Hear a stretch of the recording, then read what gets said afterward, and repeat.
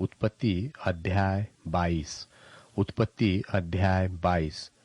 इन बातों के पश्चात ऐसा हुआ कि परमेश्वर ने इब्राहिम से यह कहकर उसकी परीक्षा की कि हे इब्राहिम। उसने कहा, देख मैं यहाँ हूँ।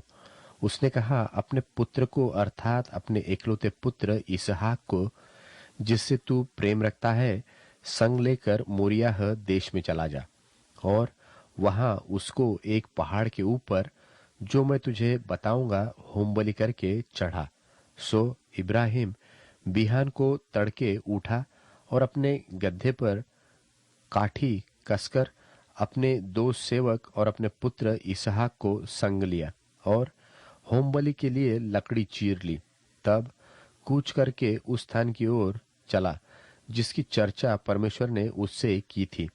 तीसरे दिन इब्राहिम ने आंखें उठाकर उस स्थान को दूर से देखा और उसने अपने सेवकों से कहा, गड्ढे के पास यही ठहरे रहो और यह लड़का और मैं वहां तक जाकर और दंडवत करके फिर तुम्हारे पास लौट आऊंगा। सो इब्राहिम ने होमबलि की लकड़ी लेकर अपने पुत्र इसहाक पर ला दी और आग और छुरी को अपने हाथ में लिया और वे दोनों एक साथ चल पड़े। इसहाक ने अपने पिता इब्राहिम से कहा, हे मेरे पिता। उसने कहा, हे मेरे पुत्र, क्या बात है? उसने कहा, देख आग और लकड़ी तो है, पर होमबलि के लिए भेड़ कहाँ है? इब्राहिम ने कहा, हे मेरे पुत्र, परमेश्वर होमबलि की भेड़ का उपाय आप ही करेगा। सो वे दोनों संग संग आगे चलते गए और वे उस स्थान को जिसे परमेश्वर ने उसको बताया था पहुंचे। तब इब्राहिम ने वहां वेदी बनाकर लकड़ी को चुन चुन कर रखा और अपने पुत्र इसहाक को बांध के वेदी पर की लकड़ी के ऊपर रख दिया और इब्राहिम ने हाथ बढ़ाकर छुरी को ले लिया कि अपने पुत्र को बलि करे। तब यहोवा के दूत ने स्वर्ग से उसको पुकार के कहा, हे इब्राहिम, हे इब्राहिम। उसने कहा, देख मैं यहाँ हूँ। उसने कहा, उस लड़के पर हाथ मत बढ़ा और न उससे कुछ कर, क्योंकि तूने जो मुझसे अपने पुत्र वरन अपने एकलौते पुत्र को भी नहीं रख छोड़ा, इससे मैं अब जान गया कि तू परमेश्वर का भय मानता है। तब इब्राहिम ने आंखें उठाई और क्या देखा कि उसके पीछे एक मेंढा अपने सींगों से एक झाड़ी में फंसा हुआ है। सो इब्राहिम ने जाके उस मेंढे को ले लिया और अपने पुत्र की संति होमबलि करके चढ़ाया और इब्राहिम ने उस स्थान का नाम यहोवा ईरे रखा।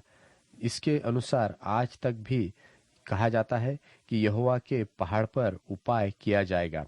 फिर यहोवा के दूत ने दूसरी बार स्वर्ग से इब्राहिम को पुकार के कहा, यहोवा की यह वाणी है कि मैं अपनी ही यह शपथ खाता हूँ कि तूने जो यह काम किया है कि अपने पुत्र वरन अपने एकलौते पुत्र को भी नहीं छोड़ रखा, इस कारण मैं निश्चय तुझे आशीष दूंगा और निश्चय तेरे वंश को आकाश के तारागण और समुद्र के तीर की बालू के किनकों के समान अनगिनत करूंगा और तेरा वंश अपने शत्रुओं के नगरों का अधिकारी होगा और पृथ्वी की सारी जातियां अपने को तेरे वंश के कारण धन्य मानेगी, क्योंकि तूने मेरी बात मानी है।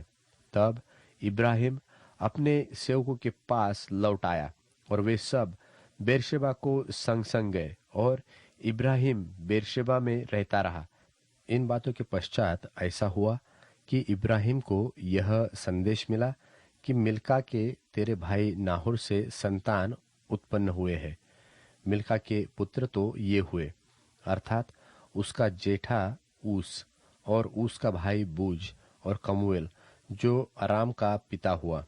फिर केसेद, हजो, पिलदाश, इदलाप और बतूएल, इन आठों को मिल्का इब्राहिम के भाई नाहोर से जन्म दिया और बतूएल ने रिबका को जन्म दिया। फिर नाहोर के रूमा नाम एक रखीली भी थी, जिससे तेबह, गहम, तहश और माका उत्पन्न हुए।